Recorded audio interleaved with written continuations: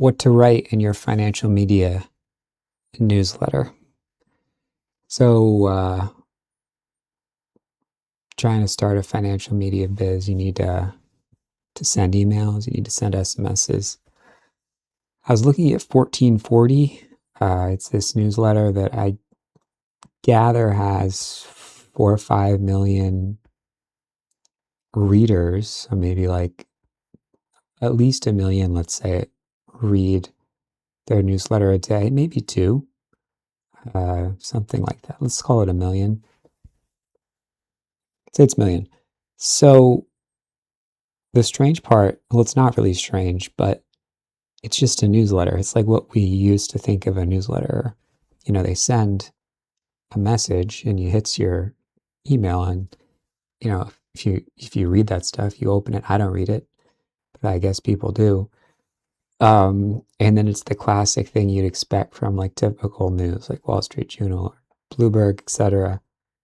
You know, it's like, we'll tell you some stuff you don't need and then shove a credit card offer down your throat, or a investor relations, uh, Reg A offering thing.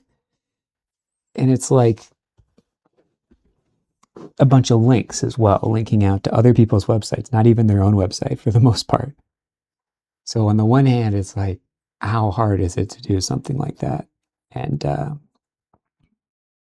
well, the actual important part is the distribution, right? And it's easy to say like, oh, they, bought subscribers when it was cheaper to buy subscribers, but it was, people said that 5 years ago, 7 years ago when they started. It would have been cheaper in Facebook in 2012, so that's not it. So it's hard to reconcile that with the strategy of more of a market beat strategy, where it's like not so much a bunch of news about what's going on around the world, but it's more like, here's a stock, or here's what the Fed said, here's a news story about earnings, and then let's create a distribution system where if someone opens one of these, we send more and more and more, and just have more of a tech advantage. And I really want to be in the tech advantage part. I really don't want to be in the curation part. And I don't even understand the mindset of opening up something and reading about, Queen Elizabeth or whoever, Prince Harry. It's like, it's, maybe for like 30 seconds, it's enticing to think that, you're going to be the writer. It's all bubbles up from you, like the creative spirit, the ego. And you do need ego, I guess, to do anything useful, but there's just so much noise that I can't think it's helpful to have another, celeb stock, science corner thing newsletter. So I don't want to do that, but I'm definitely kind of scratching my head here, because this is sort of feeling like not SaaS apocalyptic, but AI apocalyptic. Like the best YouTube videos I make are, wouldn't say I write the script out by hand or by in cursive. We'll just put it like that. And they resonate the most because it's just, phrase, point after point, reminding people things they already know, really. So, which, makes them tune in. And then I send the same thing in the newsletter. So, kind of at a stall point here, you know, making money trading is good. There's just a lot of avenues here that none really make any sense, except continuing to look at the market. That definitely makes sense to do every day. Totally not an addiction. But yeah, I mean, I don't know what to do. I mean, I'll click around here and try to, finagle. It's just this AI thing is just totally changing the game. I mean, maybe it's not, like, maybe something in here is not AI written, but when you look at this newsletter, right, this just does nothing for me. I know this is exactly what someone, with a great career is reading. That's their audience. But I mean, you can see all this stuff in Twitter. I know that people don't go on Twitter because it's a cesspool, but there has to be some sort of interesting angle here that I don't understand yet. Because I really don't understand it. This does nothing for me. Maybe down the road, this is what I'll be doing, something with sections like this. But these also do nothing for me. I mean, what is this? Someone who, this is some random company. These random Substacks are useless. Because people don't want to hear about one company. They want to hear about what's the market going to do. But here's, at least it's a company that's aesthetically appealing and interesting, like a Burger King. That's not a public stock, but you get what I'm saying. Starbucks, something that, it elicits an emotion when you open it up. So maybe you care about that, maybe you don't, but this sort of like fills the space to then have your eye catch something that maybe you're actually interested in, like, oh, look, Sam Altman. So I really see no angle at the moment. I mean, I only have 600. I'm only sending to like 400 people. And less than half of them are opening it, right? And so the benefit of this 1440 type dealio is it's a newsletter right at the top. Someone might share this.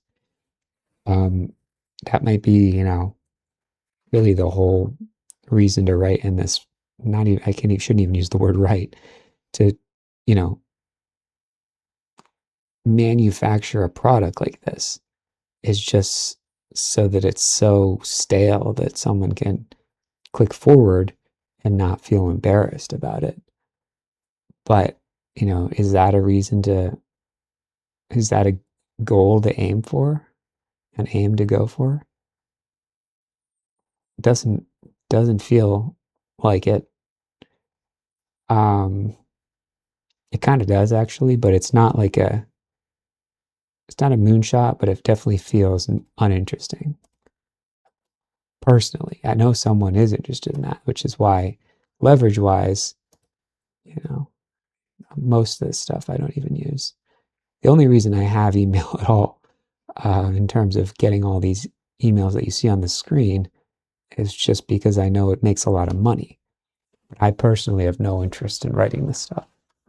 I do like the videos. I do like making the videos sometimes, if only to get more and more advantaged in, well, I don't even know. I guess just being a face, which is really the only thing not obviated by AI in the next 5 years. So, like, I use all the same thumbnails. I alternate between as much 50 and every, only because, if you look at the most popular ones, they're all that, right? That's what people watch. Maybe occasionally something exciting will sneak in, but yeah, this is kind of a demotivating video. It's just that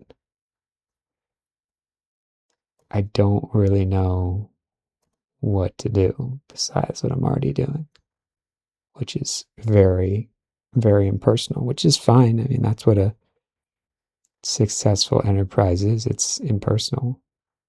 But I just don't understand the path between, I'm at 300. Let's say I can get to 1,000 people opening my emails. That's fine. Maybe that happens by the end of the year, but maybe. But like, is that enough growth?